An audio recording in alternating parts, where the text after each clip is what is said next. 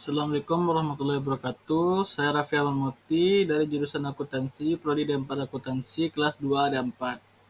Saya di sini akan mempresentasikan materi yang berjudul Electronic Data Processing System atau bisa disingkat EDP System. Apa itu EDP System? EDP System ini merupakan sistem yang menggunakan teknologi komputer untuk memproses data transaksi secara efisien yang meliputi input, proses, dan output data untuk menghasilkan informasi yang berguna bagi manajemen. Tujuan dari EDP System ini yang pertama adalah efisiensi operasional. Karena dengan adanya EDP System ini maka akan mempercepat pemrosesan data dan mengurangi waktu tunggu yang diperlukan. Lalu yang kedua, keakuratan data. Dengan menggunakan EDP System ini maka akan meminimalisir kesalahan dari penginputan data manual. Lalu tujuan yang ketiga adalah pengandalian internal. Dengan EDP System ini maka kita dapat memastikan data yang diproses dapat diaudit dengan mudah dan aman. Lalu tujuan yang keempat ada penyimpanan dan aksesibilitas. Maksudnya dengan kita menggunakan EDP System ini maka akan menyediakan data yang terorganisir dan mudah untuk diakses dan memiliki keamanan yang baik.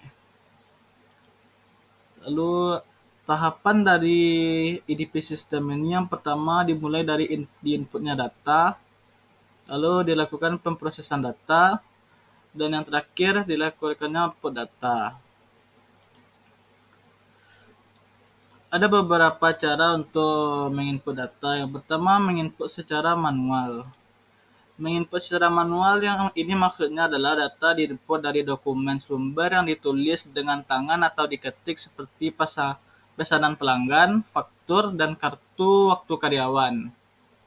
Dokumen-dokumen ini dikumpulkan dan dikirim ke Departemen Pemrosesan Data untuk pemeriksaan kesalahan dalam pemrosesan. Lalu yang kedua adalah metode input batch dengan kontrol dokumen. Metode ini dengan cara data dikumpulkan dalam batch atau kelompok dan disertai formulir kontrol dokumen, lalu dokumen dihitung jumlahnya untuk memastikan semua dokumen sudah siap dan lengkap sebelum pemrosesan. Batch control ini mencakup total jumlah dokumen atau data yang numerik yang dapat digunakan untuk memantau kelengkapan pemrosesan. Lalu metode yang ketiga ada input elektronik. Input elektronik ini adalah data dimasukkan langsung ke dalam sistem komputer tanpa perlu mengetik ulang dari dokumen sumber. Transaksi ini dapat dimasukkan melalui antarmuka elektronik seperti halaman web, terminal data, atau perangkat lainnya. Contohnya seperti sistem point of sale di mana penjualan langsung dicetak ke sistem, data dimasukkan langsung oleh pengguna melalui form online. Lalu ada metode dari pemrosesan data. Ada dua. Yang pertama batch processing. Batch processing ini adalah proses data yang dilakukan secara periodik dalam kelompok batch atau kelompok. Ciri utamanya data itu dapat dikumpulkan terlebih dahulu, kemudian diproses bersama-sama, dan ciri keduanya cocok untuk proses yang tidak memerlukan pembaruan data secara langsung. Contohnya pemrosesan pengajian mingguan, lalu contoh kedua pembaruan file master piutang setelah pengiriman faktur.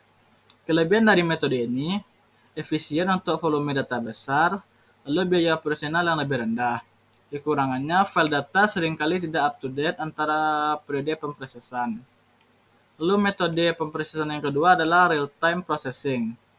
Real-time processing ini adalah pemrosesan data dilakukan segera setelah data diinput. Ciri-ciri utamanya, transaksi langsung diterapkan pada file master dan laporan dapat dihasilkan seketika. File master ini selalu up-to-date. Contohnya seperti sistem point of sale tadi, di mana data penjualan langsung mempengaruhi inventaris. Pemrosesan transaksi kartu kredit secara instan juga merupakan contohnya. Kelebihan dari Metode ini adalah informasi selalu terkini dan respon cepat terhadap kebutuhan pengguna. Sedangkan kekurangannya, biayanya yang tinggi karena membutuhkan perangkat keras dan perangkat lunak yang canggih. Lalu ada metode dari output data. Ada dua metode, yang pertama output manual. Output manual ini adalah sistem output yang menghasilkan dokumen fisik sebagai hasil pemrosesan data.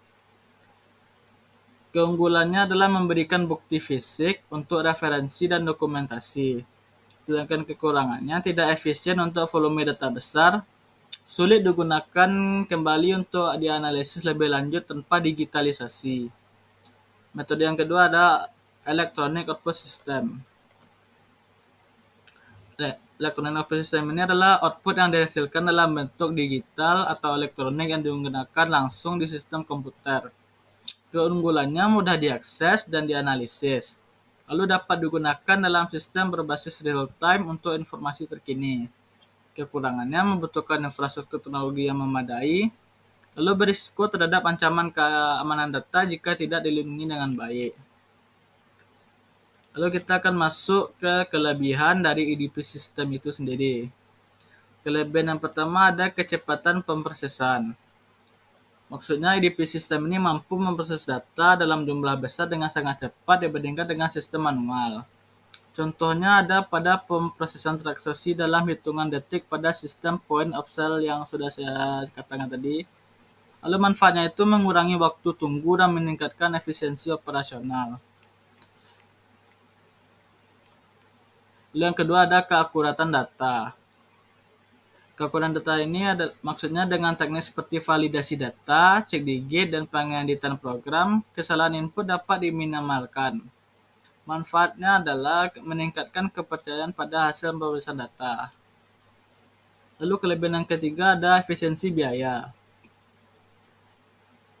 Setelah sistem EDP ini terpasang, biaya operasional lebih rendah karena sedikit tenaga manusia yang dibutuhkan. Lalu kelebihan yang keempat ada penyimpanan dan akses data. Maksudnya data dapat disimpan secara elektronik dan diakses dengan mudah kapan saja dan di mana saja. Fitur ini juga memfasilitasi pengambilan keputusan yang cepat. Lalu kelebihan yang kelima ada keamanan data. Keamanan data ini maksudnya EDP sistem ini memungkinkan penggunaan teknik keamanan seperti kontrol akses dan enkripsi data. Manfaatnya itu melindungi data dari akses yang tidak sah. Lalu kelebihan yang keenam ada skalabilitas. Maksudnya EDP sistem ini dapat menangani peningkatan jumlah data tanpa memerlukan perubahan signifikan pada sistem. Ini cocok untuk bisnis yang berkembang pesat. Lalu kita masuk ke kekurangan dari EDP sistem. Kekurangan yang pertama ada pada biaya awal yang tinggi. Maksudnya itu pemasangan perangkat keras, perangkat lunak, dan pelatihan memerlukan investasi yang besar di awal. Dan dampak dari kekurangan ini mungkin akan sulit untuk dijangkau oleh perusahaan kecil karena anggaran perusahaan kecil itu biasanya terbatas. Kekurangan kedua adalah ketergantungan pada teknologi. Karena operasional EDP sistem ini sangat bergantung pada perangkat keras dan perangkat lunak yang berfungsi dengan baik. Maka dengan terjadinya gangguan teknologi seperti kegagalan sistem dapat menyebabkan penghentian operasional. Lalu yang ketiga, kekurangannya ada kerentanan terhadap ancaman keamanan. Kerentanan ini maksudnya adanya risiko peretasan, virus, atau akses tidak sah jika keamanan sistem tidak memadai. Ini dapat menimbulkan kehilangan data atau pelanggaran privasi. Kekurangan yang keempat ada kompleksitas sistem. Maksudnya EDP sistem ini seringkali memerlukan staf yang terlatih untuk mengelola dan memelihara sistem ini. Karena memerlukan staf yang terlatih, maka biaya tambahan untuk pelatihan dan tenaga kerja khusus, maka biayanya akan bertambah. Lalu kekurangan yang kelima ada kurangnya fleksibilitas manual. Maksudnya sistem ini lebih kaku dibandingkan proses manual dalam menangani situasi yang tidak terduga. Dampaknya ini dapat membutuhkan pengembangan tambahan untuk menyesuaikan kebutuhan khusus. Lalu kekurangan yang terakhir ada ketergantungan pada listrik dan jaringan. Karena IDP sistem ini memerlukan pasokan listrik dan jaringan yang stabil, maka jika terjadi gangguan listrik atau internet, dapat menghentikan operasional sistem pada IDP sistem ini. Dan kita sampai pada penghujung presentasinya, maka saya akan menyimpulkan IDP sistem ini menawarkan efisiensi tinggi dalam pengelolaan data dengan kecepatan, keakuratan, dan keamanan yang lebih baik. Namun sistem ini memerlukan investasi besar, rentan terhadap ancaman teknologi, dan memerlukan manajemen yang hati-hati untuk memastikan keberhasilan implementasinya. Sekian presentasi dari saya. Bila ada kesalahan, saya mohon maaf. Assalamualaikum warahmatullahi wabarakatuh.